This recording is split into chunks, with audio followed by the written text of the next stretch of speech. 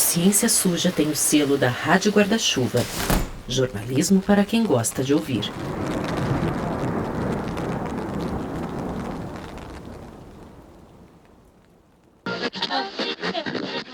Imbrochável, imbrochável, imbrochável, imbrochável, imbrochável. Não foi exatamente uma surpresa ver o presidente do Brasil, em plena celebração dos 200 anos da independência, protagonizar mais um episódio de masculinidade frágil.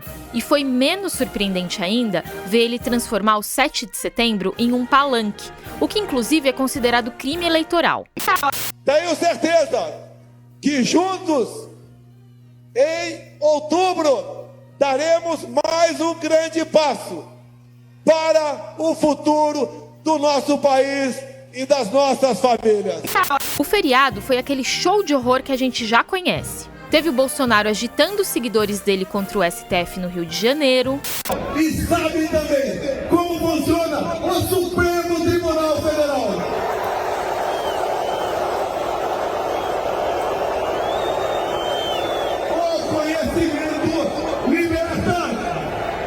Teve gente de verde e amarelo com cartaz pedindo intervenção militar.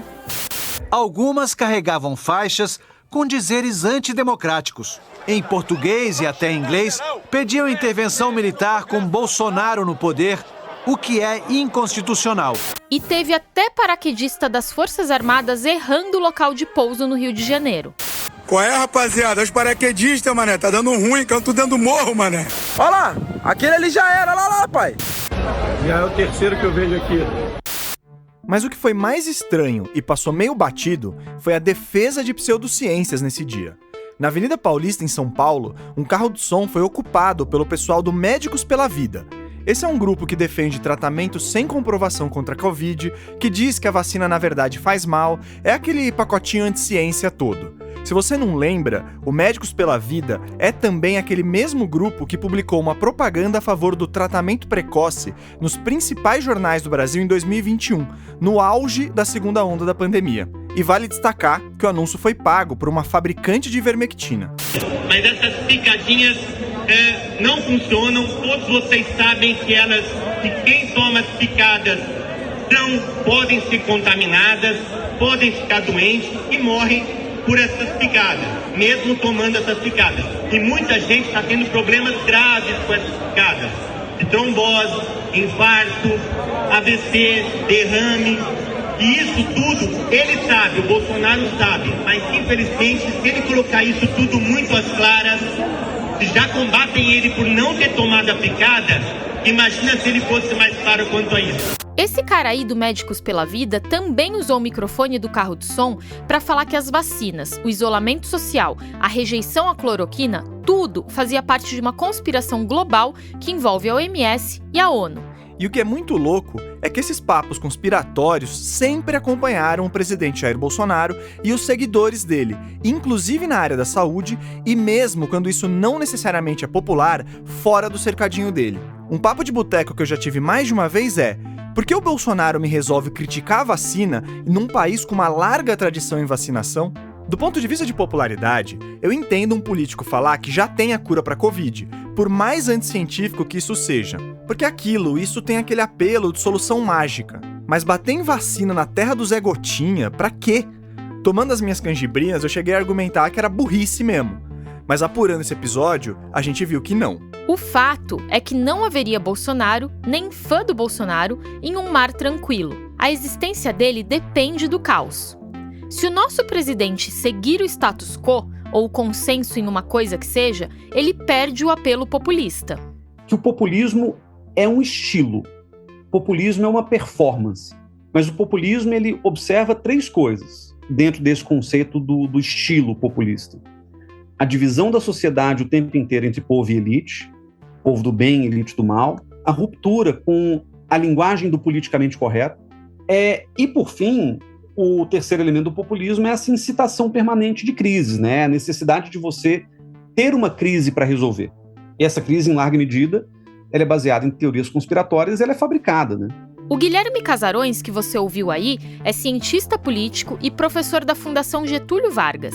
Ele foi um dos pesquisadores que nos ajudou a entender esse conceito do populismo e a importância dele para as eleições que estão chegando e até as próximas que virão. Além do Guilherme, a gente conversou com a Letícia Cesarino, uma antropóloga da Universidade Federal de Santa Catarina que estuda um fenômeno moderno nessa linha, o populismo digital. Não é que a arquitetura de redes sociais, por exemplo, ela é programada para fazer uma divisão amigo-inimigo na sociedade, uma divisão binária. Os viéses algorítmicos, eles têm essa tendência que a gente chama de homofílica, ou seja, de que é melhor você juntar igual com igual. Uma tradução política desse viés algorítmico é uma tendência mais populista, mais polarizadora em dois campos.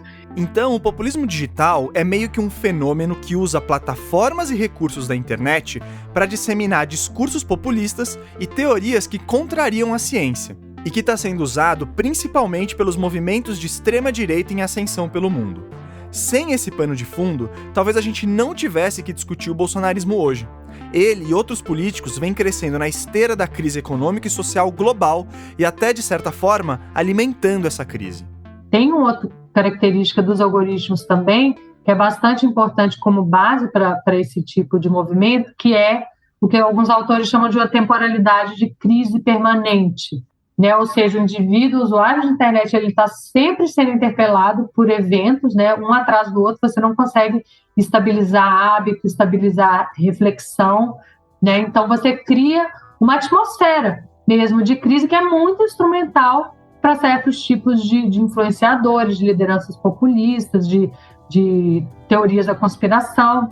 E nesse ponto aí, o populismo digital casa muito bem com o negacionismo científico.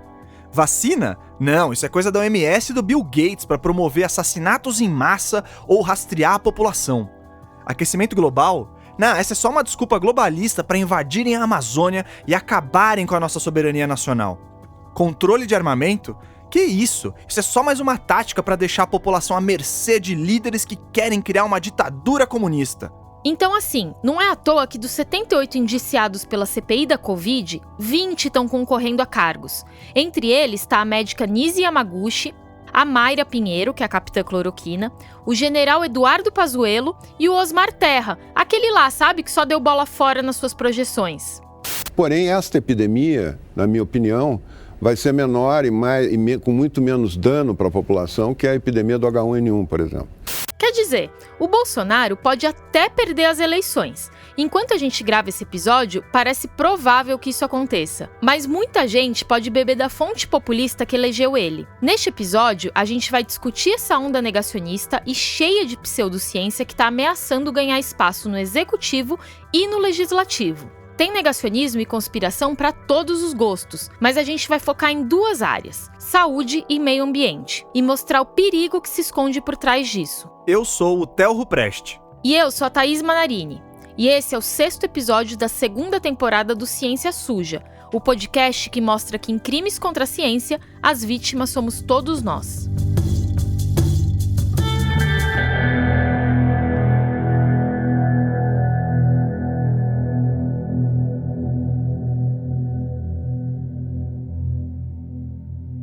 Um dos prazeres meio mórbidos do nosso time é seguir acompanhando os protagonistas dos casos de ciência suja que viraram um episódio por aqui. E numa dessas eu tava olhando o perfil do Facebook do Renato Meneghello, que é do nosso primeiríssimo episódio.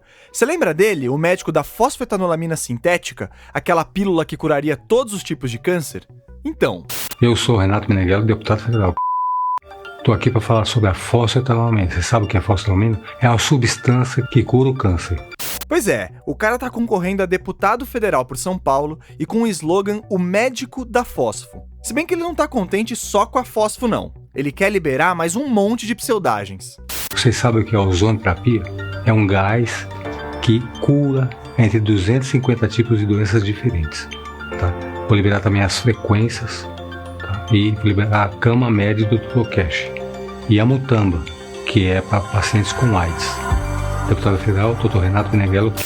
E só para reforçar o óbvio, Nem a fósforo, nem nada do que ele disse aí tem comprovação científica de eficácia. Pelo contrário. Mas bom, o caso do Meneghello mostra duas coisas. A primeira é que não é de hoje que as pseudociências ganham espaço na política. Quando a história da pílula do câncer estourou para a grande imprensa lá em 2015, o Meneghello foi discursar no Congresso Nacional e ganhou apoio de muita gente. Uma das duas únicas propostas de lei que o então deputado federal Jair Bolsonaro emplacou durante seus 27 anos na Câmara autorizava a distribuição da fósforo mesmo sem aprovação da Anvisa. Essa lei foi suspensa pelo STF em menos de um mês. E a segunda coisa que chama atenção é que nem nas eleições de 2016, nem nas de 2018, o Meneghello se candidatou.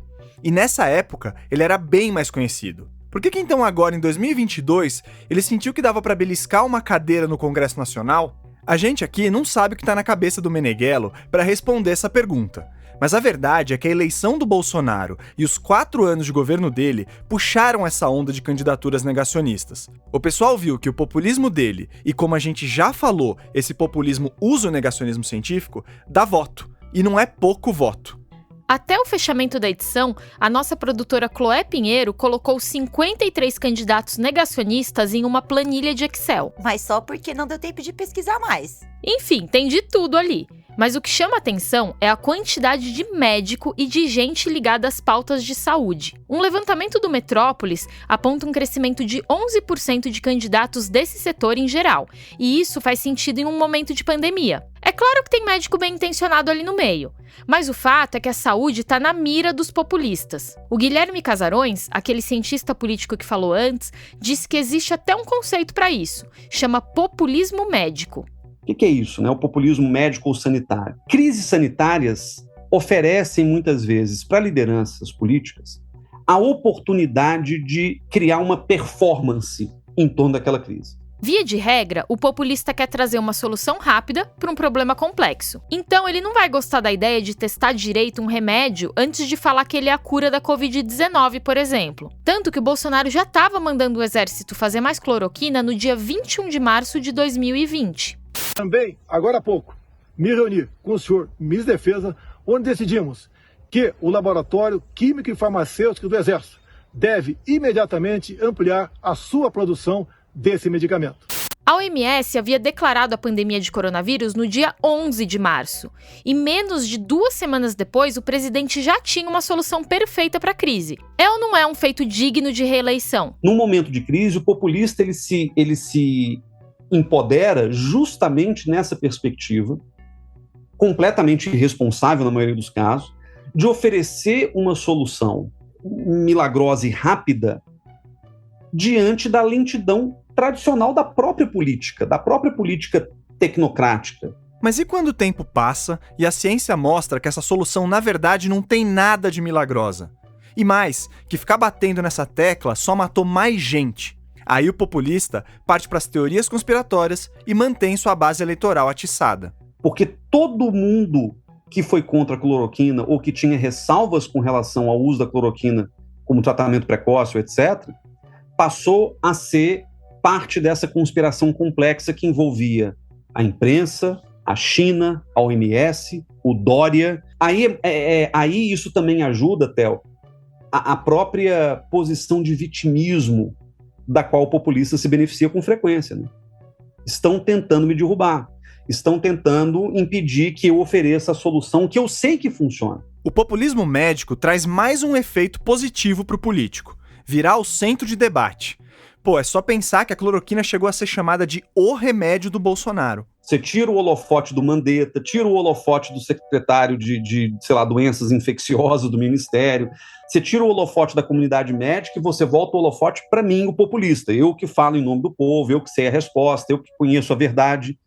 A verdade me libertou, João 8,32. Essa disputa pelos olhos e ouvidos da população faz parte do que os especialistas chamam de economia da atenção. Basicamente, no mundo de hoje, tem tanta coisa pra fazer, pra ler, pra ver, pra ouvir. E, aliás, obrigado pelos ouvidos aí, viu, pessoal? Mas que só de um político conseguir a sua atenção, ele já sai na frente dos outros. E a gente estava usando o exemplo do Bolsonaro, mas a Letícia Cesarino acha que a busca por uns minutinhos do tempo do eleitor é até mais importante entre os candidatos do Legislativo, onde eles em geral têm menos palco. Segundo ela, o mundo digital abre um universo de oportunidades nesse sentido. Porque as pessoas que são votadas são as pessoas que são conhecidas.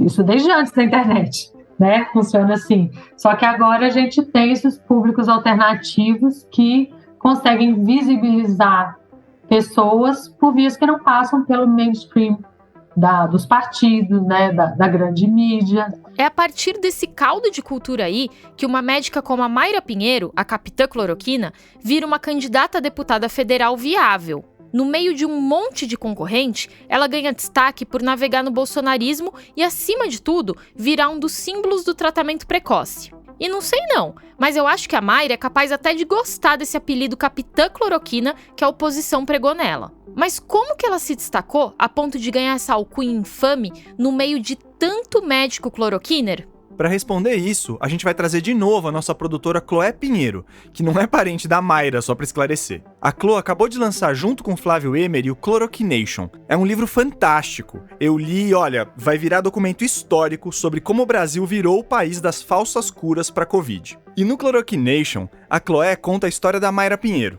Então faz seu merchan aí, Chloé, e depois conta de onde vem a nossa capitã cloroquina.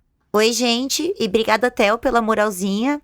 Então, dá para comprar o livro, o Chloroquination, pela internet, tanto a versão física quanto a versão digital. A gente vai deixar o link aqui na descrição e no site do Ciência Suja. Enfim, no livro, a gente tem um capítulo especial para tentar discutir um pouco do papel dos médicos nessa questão toda dos remédios. E a gente fala bastante do bolsonarismo no meio médico nesse capítulo. A Mayra Pinheiro é uma personagem importante dessa história. Não só porque ela atuou bastante a favor da cloroquina, né, na pandemia, mas porque ela foi uma das pessoas que mais atuaram na época dos Mais Médicos. Aquele programa do governo Dilma que queria levar médicos para regiões do país onde eles estavam em falta. A maioria desses médicos era de Cuba, e aí já viu, né? A Mayra é uma médica cearense e em 2013 ela participou de protestos contra esse programa.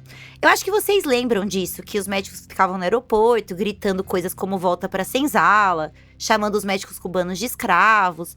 Tem uma foto bem famosa desse período de um médico negro com a pele bem escura, sendo recebido por essa turma no aeroporto.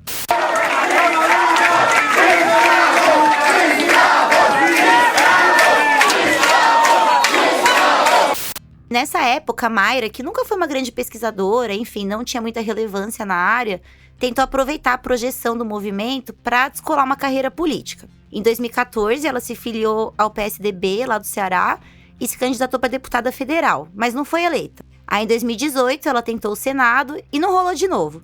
Só que nessa campanha de 2018, ela já abraçou o Bolsonaro com tudo.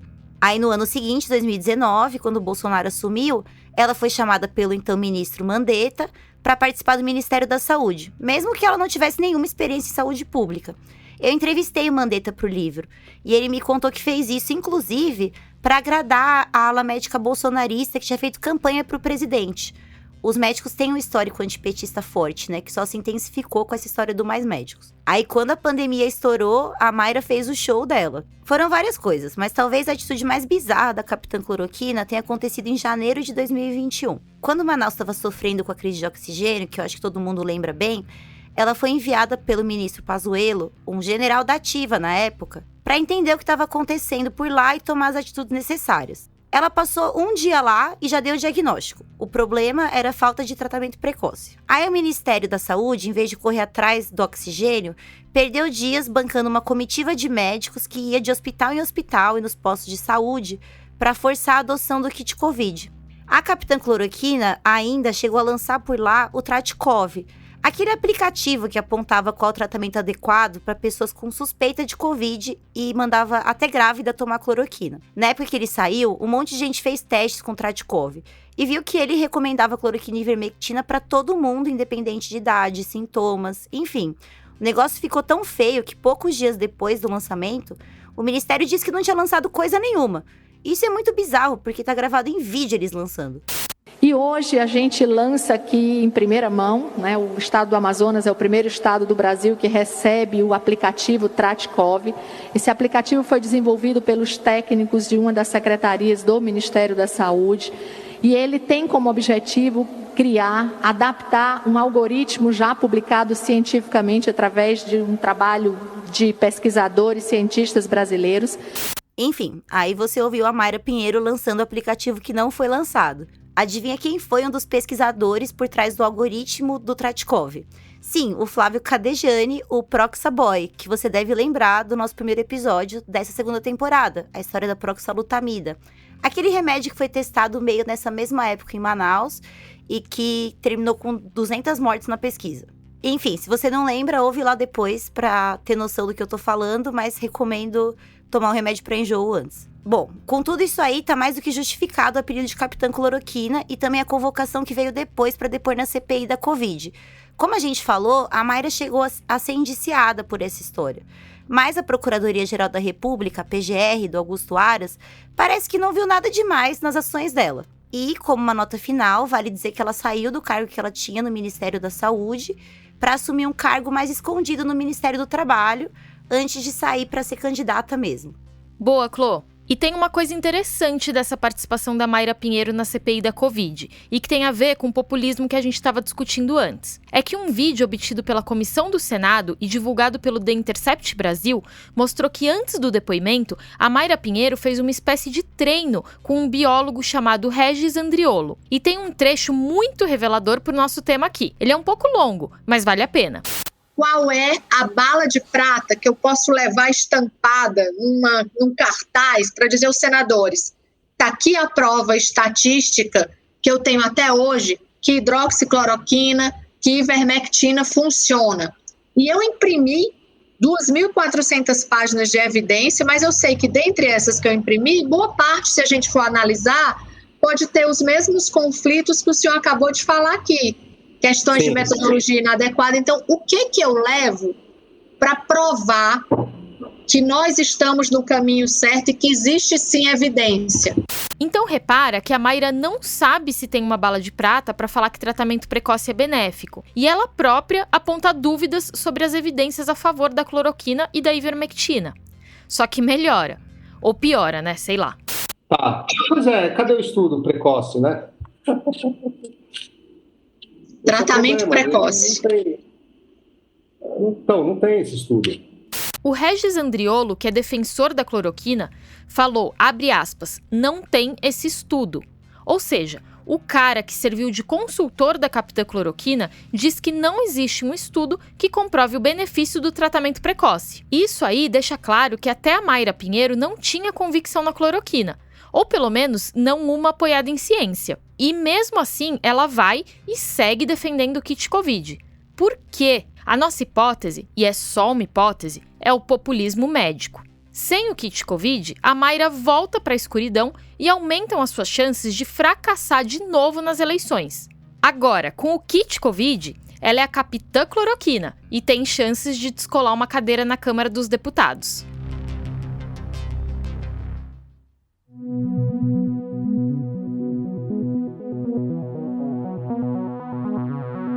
Para entender o tamanho do perigo que esse tipo de candidatura oferece para o nosso SUS e para a saúde brasileira, a gente foi atrás do Adriano Massuda. Meu nome é Adriano Massuda, eu sou médico sanitarista, sou professor da Fundação Getúlio Vargas, fui secretário de saúde em Curitiba, no Ministério da Saúde fui secretário executivo adjunto.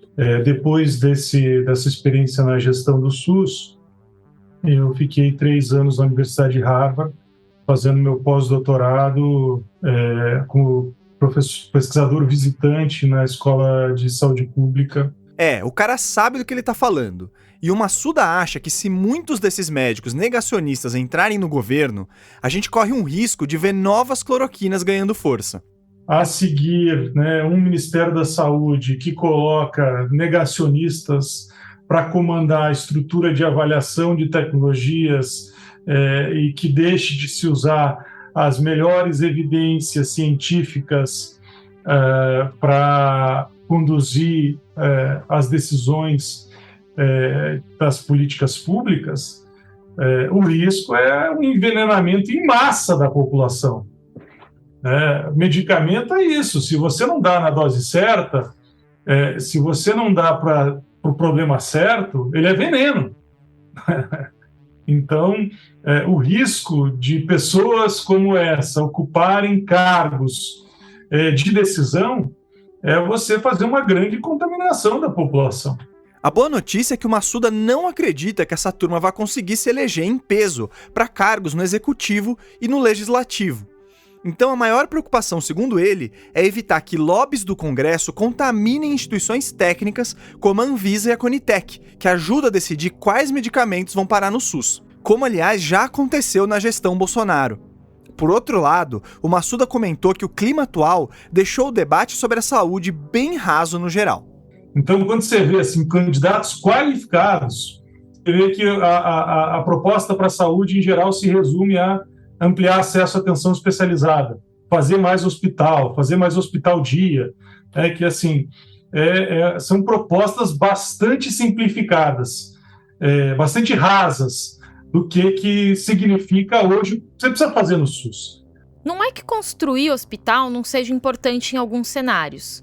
Mas o Massuda diz que os governantes precisam pensar na governança do SUS, em como gerenciar direito esse projeto incrível que a gente tem aqui. E para ele, precisa sim ter mais investimento, da ordem de 5 a 6% do PIB, pelo menos em saúde pública. Se ficar nesse patamar de 3,9% do PIB, ficar remando contra a maré sem ter fôlego para construir uma solução de fato, material para o sistema de saúde brasileiro. O duro é que fica complicado pautar financiamento, gestão e tudo mais quando tem uma massa de políticos que está no nível de discutir se vale ou não vale da vacina. E aqui a gente precisa falar de uma velha amiga nossa do Ciência Suja, a Maria Emília Gadelha Serra. Essa é a 4ª vez que ela aparece no podcast e é até justificado, porque a gente está falando da maior personagem antivacina do país. A gente recomenda ouvir o episódio Os Antivacinas Contra-Atacam para entender quem é a Maria Emília. Mas o fato é que ela se candidatou como deputada federal e é outra que tem potencial de se eleger por esse fenômeno do populismo médico, essa coisa meio messiânica até. A Maria Emília tenta se ligar ao Bolsonaro em todos os seus materiais de campanha. Ela inclusive copiou a música da campanha do presidente, que fala, adivinha, em povo. Ouve aí a dela. Queremos sangue novo. É a médica do povo, ela é de Deus, pode confiar. E agora a dele pra comparar. É o capitão do povo, que vai vencer de novo. Ele é de Deus, você pode confiar. Sofrência. Mas tem uma questão da Maria Emília que a gente queria discutir especificamente nesse episódio, que é a ligação dela com os militares e o papel da caserna na disseminação do negacionismo científico por meio da política. É uma atividade integrada pelos 3 clubes militares.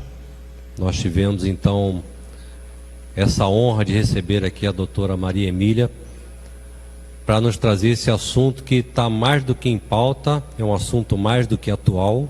Pois é. Bom, vai lá, Clô. Sim, Theo, pois é com P maiúsculo. Eu já tinha visto, enquanto estava cobrindo a pandemia, que o clube militar estava soltando umas notas anti-vacina e que a Maria Emília tinha palestrado lá, como vocês ouviram aí nessa sonora. Mas daí, pesquisando para esse episódio, eu percebi que o buraco é mais embaixo. E assim, militarismo é um assunto que eu não tenho familiaridade nenhuma, então foi uma apuração meio complicada de fazer. Mas enfim, eu entendi que não foi tão por acaso assim que os militares abraçaram esse negacionismo pandêmico com tanta força. E que não é uma coisa de tio do Zap desocupado ou de militar aposentado que se converteu pro bolsonarismo. Na verdade, o conspiracionismo é uma parte meio estruturante do pensamento militar. Quem explicou isso pra gente foi o Piero Lerner.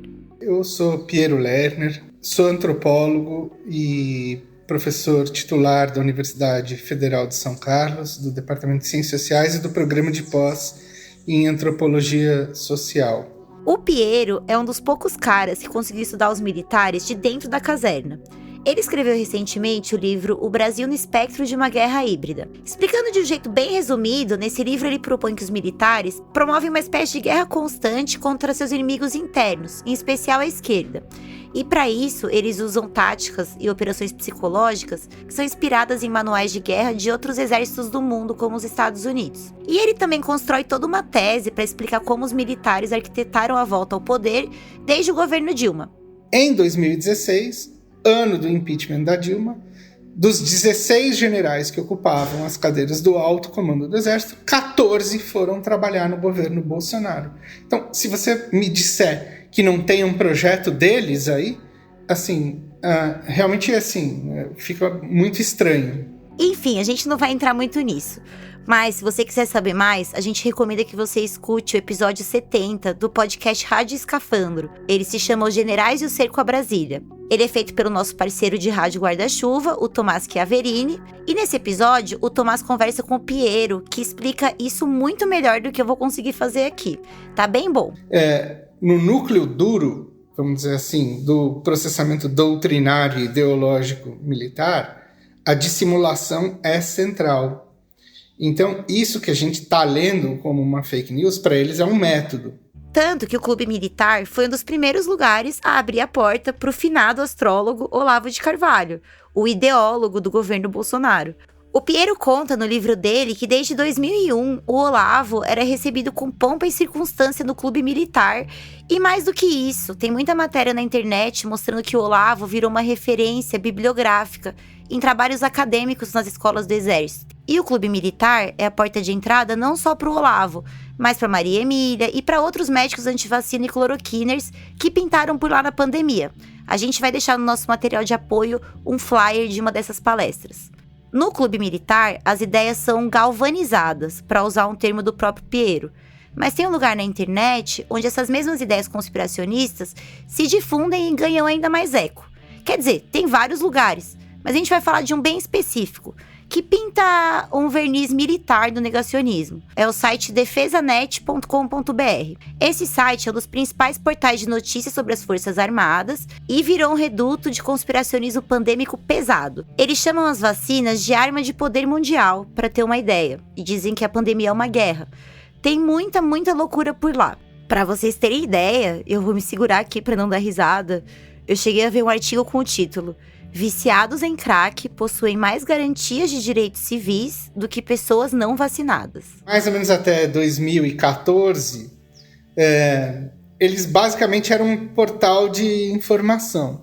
Começa, de repente, a virar uma correia de transmissão desse grupo. E como correia de transmissão desse grupo, ele vai atuar como mecanismo de desinformação também. Como, vamos dizer assim, um braço de operações psicológicas. A verdade é que os militares também se alimentam das crises e precisam ter um inimigo a ser combatido, porque o fato de existir uma ameaça misteriosa dá mais relevância para o exército e, claro, garante dinheiro e poder político para eles. A pandemia, o discurso antivacina e até o próprio Bolsonaro seriam, nessa linha de pensamento, mais uma oportunidade de capitalizar. A área da saúde, por quê? Porque ela é gigantesca. Tem verba para burro, então os caras não iam se ausentar dela. Mas meio ambiente também, Por quê? Porque eles drenaram todos os recursos do meio ambiente e repassaram eles para o Ministério da Defesa. Então essa é uma tipificação. A questão ambiental é simbólica para o Exército. E ela ajuda a gente a entender que não é de hoje que os militares abraçam e difundem teorias da conspiração. Agora você vai ouvir de novo a Letícia.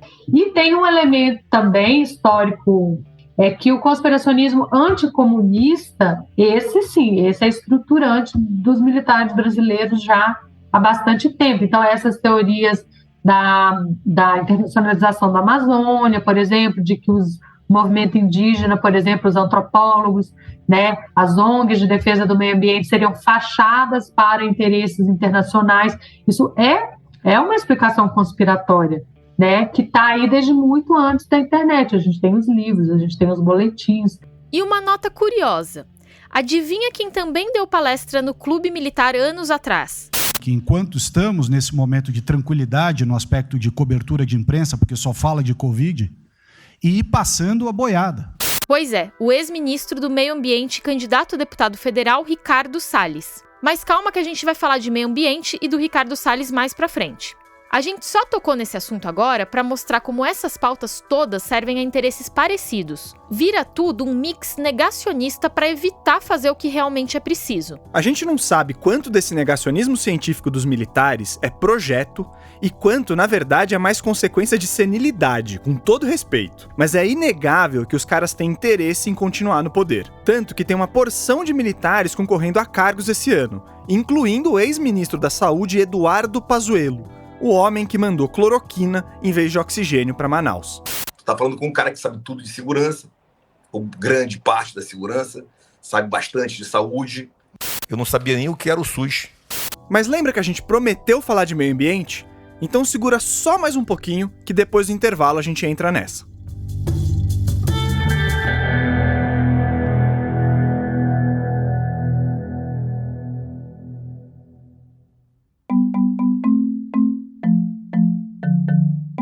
Esse intervalo aqui é para dizer que o Ciência Suja tem o apoio do Instituto Serrapilheira, que fomenta a pesquisa e a divulgação científica no Brasil. O site dele está cheio de iniciativas bacanas para vocês conhecerem. O endereço é serrapilheira.org. O Ciência Suja faz parte da Rádio Guarda-Chuva, uma confraria de podcasts jornalísticos.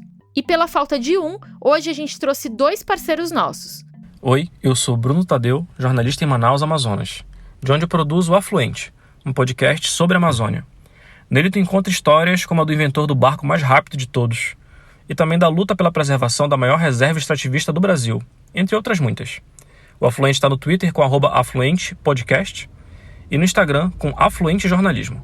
Segue lá. E tem também o Diversifica, que é um videocast do Portal dos Jornalistas que discute a importância da diversidade, equidade e inclusão nas redações jornalísticas brasileiras. Com a apresentação de Luane Belli, a primeira temporada contou com 6 episódios, cada um debatendo a questão da inclusão a partir de uma realidade minorizada. LGBTQIA+, com Caê Vasconcelos, pessoas com deficiência, com Jairo Marques, negritude, com Luciana Barreto, territórios, com Nayara Felizardo, indígenas, com Luciene Kaxinawá e neurodivergentes, com Eric Mota. Os episódios estão disponíveis no canal do Portal dos Jornalistas, no YouTube e nos principais tocadores de podcast.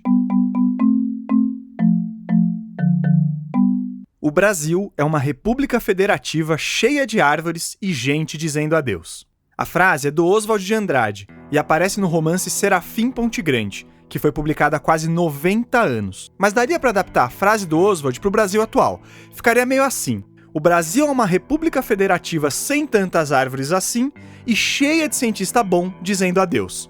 É, bem que a gente tenta, mas quando o assunto é meio ambiente, não tem como deixar de falar de alguns picaretas que infestam ou já infestaram o governo federal. E o ex-ministro do Meio Ambiente, atual candidato e passador de boiada Ricardo Salles, merece um destaque aqui. O Salles pediu demissão do Ministério do Meio Ambiente em 2021 porque era alvo de uma investigação sobre extração e venda ilegal de madeira. É isso mesmo que você ouviu, um ministro de Meio Ambiente metido em um suposto esquema de tráfico de madeira. Mas como a gente falou, o Ricardo Salles quer virar deputado federal e ele é um dos candidatos com mais recursos naquela lista de negacionistas que a gente levantou para esse episódio. Ele tem quase 4 milhões de reais em patrimônio declarado e recebeu mais de 1,5 milhão de doações de pessoas físicas. Entre eles tem o Marcos Hermílio de Moraes, bilionário do Grupo Votorantim, que não só é candidato, como é o candidato mais rico do país.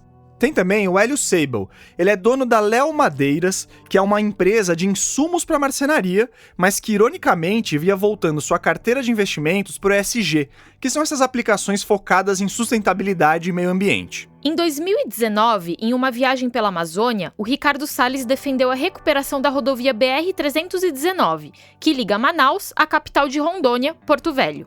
Se você fizer uma busca rápida pelo nome dessa rodovia no YouTube, uma lista gigantesca de vídeos aparece denunciando o péssimo estado dela. Termos como a pior rodovia do Brasil e estrada fantasma são bem comuns. Tem também uns elogios à atuação do governo Bolsonaro na recuperação da estrada, que pelas imagens parecia estar num lamaçal que só. Mas a verdade é que o Brasil e a Amazônia não precisam da BR-319. Primeiro, porque ela não tem nem estudo de viabilidade técnica e econômica. Tem, pelo contrário, pesquisas que mostram que é mais barato e eficiente escoar produtos agrícolas e os da Zona Franca de Manaus por transporte fluvial ou até marítimo. Isso quem falou pra gente foi o Philip Fernside, um professor do Instituto Nacional de Pesquisas da Amazônia, o INPA, com quem o Pedro Belo aqui do time conversou quando esteve em Manaus para apurar o primeiro episódio da nossa temporada, sobre a proxalutamida. Oi pessoal, olha eu aqui de novo. Conta pra gente como foi essa conversa aí, Pedrão. Pois é, gente, foi em mais um daqueles dias de umidade braba e calor intenso que eu fui até o arborizado e, portanto, agradável e fresco campus do INPA, lá em Manaus, para entrevistar o professor Philip Fernside. Ele não tem esse nome de gringo à toa, ele é norte-americano mesmo, mas está por aqui desde a década de 70 e quando o assunto é Amazônia, ele é referência internacional. O cara é membro do IPCC, o Painel Intergovernamental de Mudanças Climáticas da ONU. Inclusive, é ganhador do Prêmio Nobel da Paz por isso. É o primeiro Nobel que a gente tem a honra de entrevistar aqui no Ciência Suja. Mas como o bolsonarismo adora esse patriotismo vazio, foi justamente por não ser brasileiro que o Philip foi atacado no ano passado numa audiência pública sobre a BR-319. Estava com todos os grupos nessa audiência, os motoqueiros, por exemplo, aqui. Grupos assim, apoiando a obra. Então, era um clima para isso. E também, obviamente, os apoiadores do presidente, né, que foi parte, uma das facções foi assim, a cabeça desse ataque. Segundo a matéria da Folha de São Paulo que narra esse episódio, teve um candidato a deputado estadual que não citou nenhum estudo para defender a pavimentação da estrada. O argumento-chefe do cara é que um caminhoneiro havia perdido 2 pneus lá por causa da condição precária da rodovia na semana anterior àquele evento ali. Já o professor Fernside, que acompanhou as obras da rodovia transamazônica na década de 70 e as consequências que ela trouxe para a região de Altamira, no Pará, tem outra opinião. E essa está bem embasada em estudos científicos. Para ele, abrir estradas numa região remota e relativamente intocada pelo desmatamento não é nada aconselhável. Esse bloco está mais preservado, né? Mais intocado e não tem muito acesso, né? Exatamente, é mais intacto porque não tem estrada. Quando se faz a estrada, o que acontece depois, em grande parte, fora do controle do governo. Não? O plano do governo, ele tem a governança, a decisão de fazer a estrada e poucas pessoas do governo que vão decidir. Mas depois de feito, são milhares de pessoas independentes que vão entrando. Você tem grileiros, tem centeiros, madeireiros, que vão entrando por conta própria. Para o Philip, o interesse nessa rodovia está ligado à busca por votos na região de Manaus. Tem também o interesse de tornar acessível para a exploração todo um bloco de floresta que ainda não foi explorado. Segundo o professor, o argumento de alguns políticos é que o Amazonas sempre foi tratado como colônia e que o centro-sul do país tem uma dívida com a região. E a construção da estrada alavancaria esse suposto progresso. O que eles não falam é do impacto negativo disso. Agora, eu duvido que esse argumento, que pode pegar aqui em Manaus, não vai pegar, por exemplo, em São Paulo. Só Vitória, se o pessoal de São Paulo fosse acordar para saber que 70% da água lá está chegando, dependendo daquela floresta que está sendo colocada em risco. Sim, tem pesquisa mostrando que o desmatamento na Amazônia afeta o fornecimento de água para a maior cidade do país e para toda a região centro-sul do Brasil. Esse é, inclusive, um dos serviços ambientais da floresta. 70% da água está chegando da Amazônia, não diretamente do mar. Então, perdendo a floresta, isso não vai ter mais. É possível reverter essa tendência de seca no sul e por causa do desmatamento aqui? Bom, esse efeito é uma coisa que depende de manter a floresta.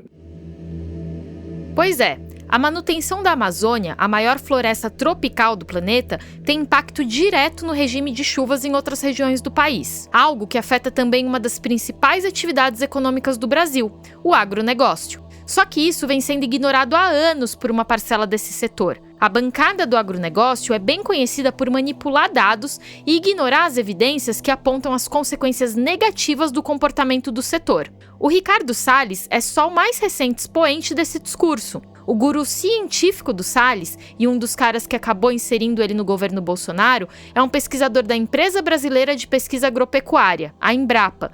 Seu nome é Evaristo de Miranda. O Evaristo, que é responsável pela equipe da Embrapa Territorial, tem uma proximidade com o governo federal que vem da época do governo Sarney e que, atenção, chegou a influenciar políticas dos governos Lula e Dilma. Mas foi no governo Bolsonaro que o Evaristo ganhou licença total para brilhar. Para entender o impacto dessa figura, a gente conversou com o pesquisador Raoni Rajão, da Universidade Federal de Minas Gerais, a UFMG. O Raoni é cientista de dados e participou de um estudo que evidenciou uma série de falsas controvérsias produzidas pelo Evaristo e pelo seu time, e também o resultado delas na conservação do meio ambiente. A gente pediu um exemplo dessas lorotas do Evaristo, e o Raoni contou uma história de uma época de discussões sobre o Código Florestal, em que o Evaristo deu um migué para fazer parecer que a área protegida de vegetação na margem dos rios era muito grande, e que, na verdade, seria desnecessário proteger tudo isso. Daria para explorar mais esses entornos. Né? E o que nós observamos ao fazer estudos que buscam simular, inclusive, as mesmas regras, a mesma metodologia, é que isso só era possível chegar naquele número ao invés de aplicar a faixa de 30 metros, que é a mais comum no caso de rios menores, a no máximo 500 metros, que é no caso de um rio Amazonas, foi aplicada a regra dos 500 metros. É como se todos os rios do Brasil fossem o rio Amazonas. E aí o número casa com o número dele. O estudo do Raoni aponta uma série de outras coisas. Mas como o objetivo desse episódio é fazer um panorama mais geral do negacionismo nas eleições, se você quiser saber mais sobre isso, a gente indica uma excelente reportagem do Rubens Valente e o segundo episódio do podcast Tempo Quente, da Giovanna Girardi.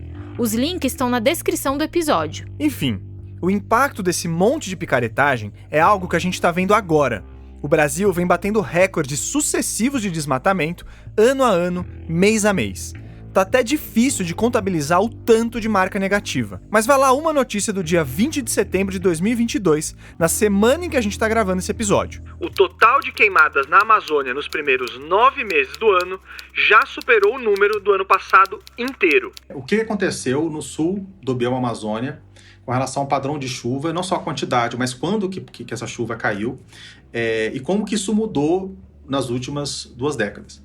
E o que nós observamos é que o desmatamento local, né, nós não estamos falando de mudança climática, o desmatamento local ele já está reduzindo a estação chuvosa em média em um mês. O que tem de bom ali? A chuva. E para que essa chuva? Para poder conseguir fazer sem irrigação 2 colheitas por ano. Com o efeito do desmatamento, a janela de plantio das 2 colheitas está diminuindo. Até o ano passado, né, houve uma perda muito grande da safrinha, que é exatamente essa safra de milho que é feita nessa janela mais curta, essa janela que está sendo encurtada por causa do desmatamento. Ou seja, o que está acontecendo no Brasil com o desmatamento é um agrosuicídio. E já que o próprio agro gosta de dizer que o setor carrega o Brasil nas costas, os possíveis impactos para a economia do país são preocupantes. Quem vai perder não vai ser só o agro, vai perder o Brasil. Né? Vai perder, né, todo o nosso PIB, ou seja, o Brasil precisa de um agronegócio forte. Agora, ele precisa de um agronegócio responsável, ele precisa de um agronegócio que reconheça que ele depende dessa infraestrutura verde, que são as florestas, para poder continuar produzindo, em vez de negar, né, que desmatamento é um problema sério. Para que o setor, a sociedade e a natureza como um todo sobrevivam ao cenário alarmante previsto pelos cientistas e que já está se confirmando, os candidatos que estão aí vão precisar repensar seus conceitos. A gente reforça aqui, o problema maior é negar que o problema existe. E por mais tosco que isso pareça, colocar a poeira para baixo do tapete é uma estratégia bastante usada no Congresso. Já piorou e pode piorar mais.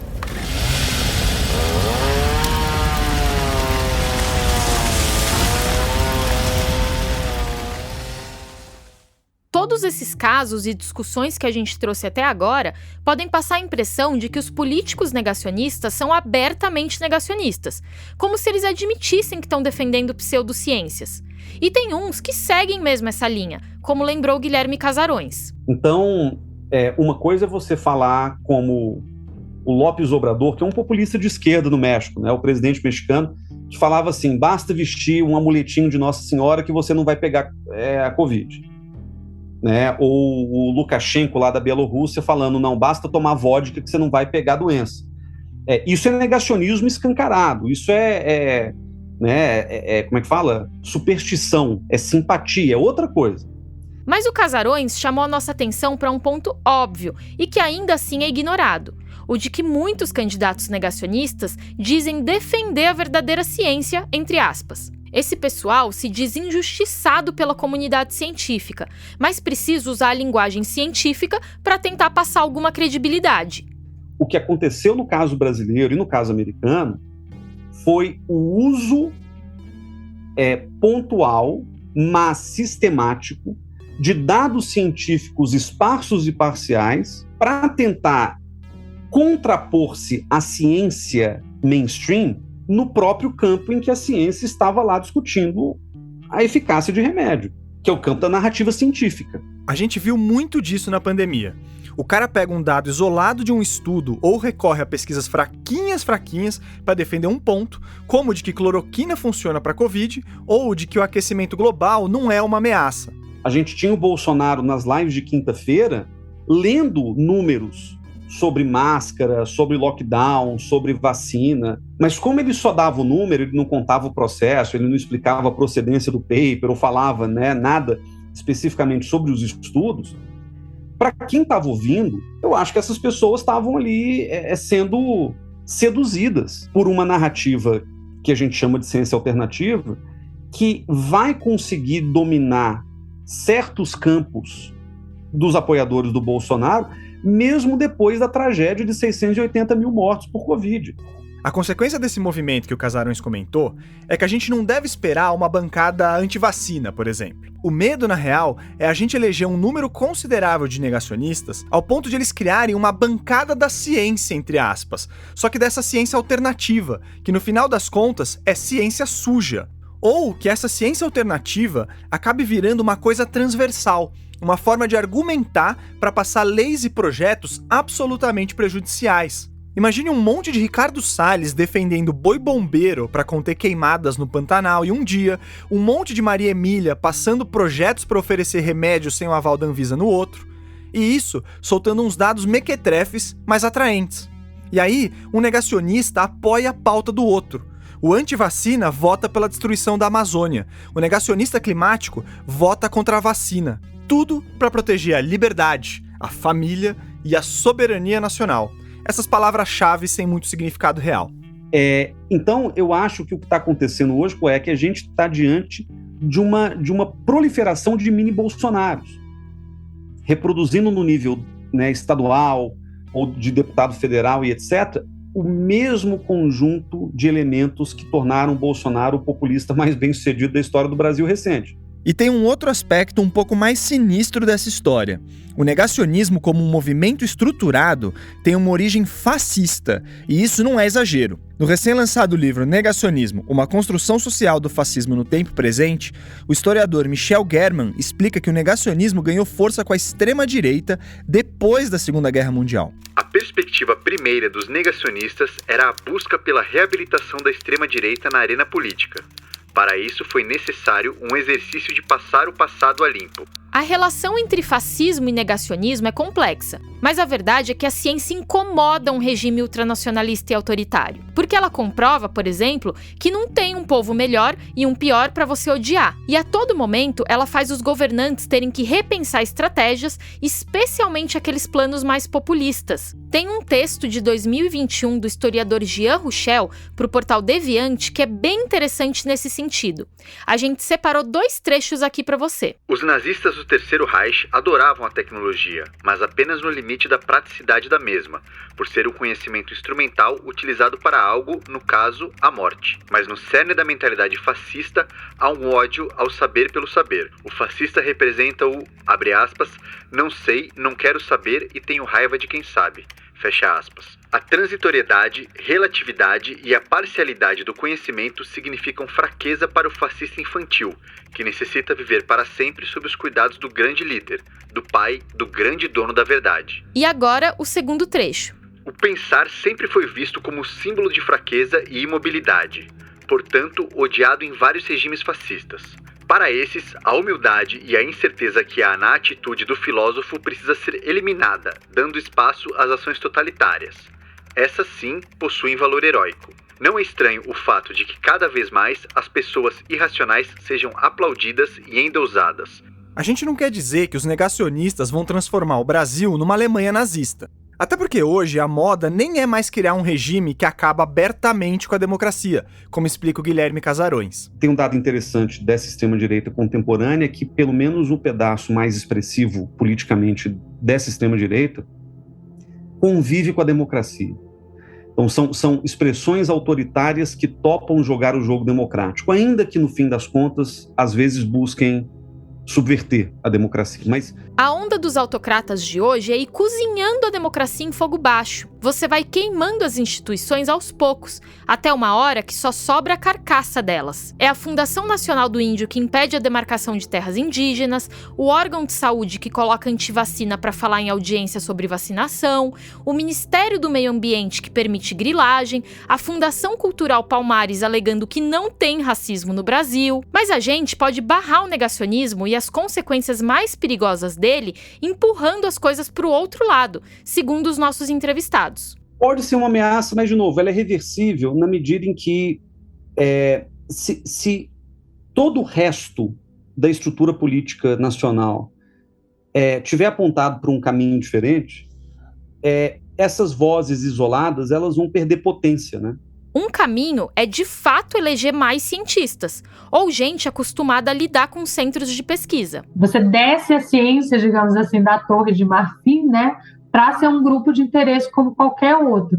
Então, eu vejo com muitos bons olhos. Eu acho que isso, sim, tem que ser feito, porque esse lugar, né, confortável que a comunidade científica tinha até relativamente pouco tempo atrás de forma, não está mais tão confortável assim. A Letícia Cesarino, que você ouviu aí de novo, fala que essa entrada de mais representantes do campo científico pode ajudar a elevar o nível do debate de pautas que não estão tradicionalmente ligadas à ciência. A gente espera que esses políticos cientistas não se envolvam só em debates sobre verbas para universidades, e sim que eles coloquem evidências científicas nas políticas públicas de diferentes áreas. Outro caminho para evitar que o negacionismo tome conta do executivo, do legislativo e indiretamente até do judiciário é cobrar dos nossos políticos, de todos eles, que coloquem a ciência no seu dia a dia, como falou Adriano Massuda. O cientista tem que fazer ciência. A ciência que ele faz tem que estar a serviço de quem vai tomar a decisão, seja no parlamento ou seja no executivo. Então não é eleger um cientista presidente que você vai resolver a coisa. Não, é fazer com que eleja um presidente que valorize a ciência, que valorize a evidência científica, que chame os cientistas para conversar. A gente não está soltando esse episódio sobre eleições a 3 dias do primeiro turno à toa. Até porque essa ascensão do populismo e da negação da ciência deve continuar sendo pauta nos próximos anos. É só ver o que aconteceu nos Estados Unidos. O Trump caiu, mas sua rede de desinformação segue firme e forte e mais obscura ainda, inclusive para questionar a legitimidade do próprio sistema democrático, coisa que também tá virando moda por aqui. A nossa ideia é fazer você refletir se a ciência tá na pauta dos seus candidatos. E eu tô falando de ciência como um conjunto de ferramentas para se tomar decisões políticas fundamentadas na realidade, não importa a área. Se você é uma pessoa mais ligada à proteção dos animais, o candidato que você tá pensando em votar se apoia em dados confiáveis na hora de fazer propostas para evitar o sobreuso de cobaias em pesquisas ou para evitar o abandono de cachorros? Ou será que ele tá mais no campo do populismo, mesmo que com boas intenções? Porque assim, a antivacina Maria Emília Gadelha Serra diz defender as crianças. O Renato Meneghello, o candidato da Fosfo, afirma que vai lutar pelos pacientes com câncer. A capitã Cloroquina levanta a bandeira da saúde e do controle da pandemia. Então não faltam supostas causas nobres nos programas daqueles 53 candidatos negacionistas que a Chloé pôs numa planilha. O que falta ali é moral, senso de coletividade, noção do que é interesse público, bom senso, um pouco de semancol.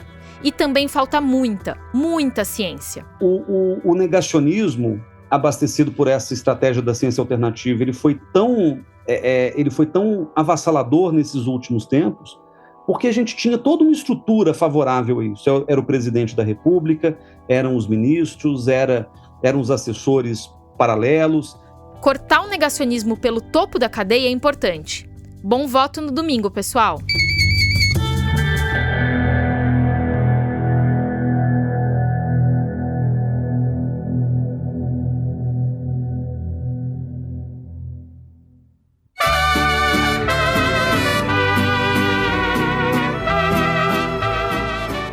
O Ciência Suja é apresentado por mim, Thaís Manarini. E por mim, Telro Preste.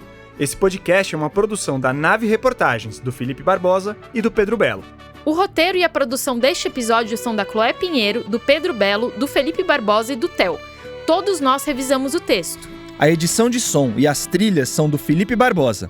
Essa versão de Cielito Lindo, que você ouve agora, é interpretada pela violonista mexicana Melissa Rueda.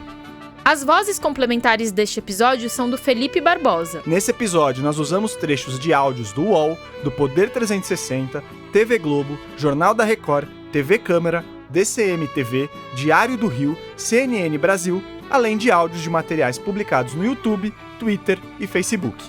O nosso projeto gráfico e as artes de capa dos episódios são trabalhos da dupla Mayla Tanferri e Guilherme Henrique. Para saber mais e para ter acesso ao conteúdo extra desse episódio, acesse o nosso site, que é uma criação do Estúdio Barbatana. O endereço é www.cienciasuja.com.br. Essa segunda temporada tem mais uma vez o apoio do Instituto Serra Pilheira. A gente agradece a confiança deles e também do Instituto Questão de Ciência, o nosso parceiro nos mesacasts dessa temporada. Siga o Ciência Suja nas redes sociais. É só procurar Ciência Suja no Instagram, Twitter e Facebook. Você encontra o nosso podcast nas principais plataformas de áudio e também no YouTube. A gente volta com o episódio final da temporada daqui 2 semanas e com o mesacast na quinta que vem. Até lá!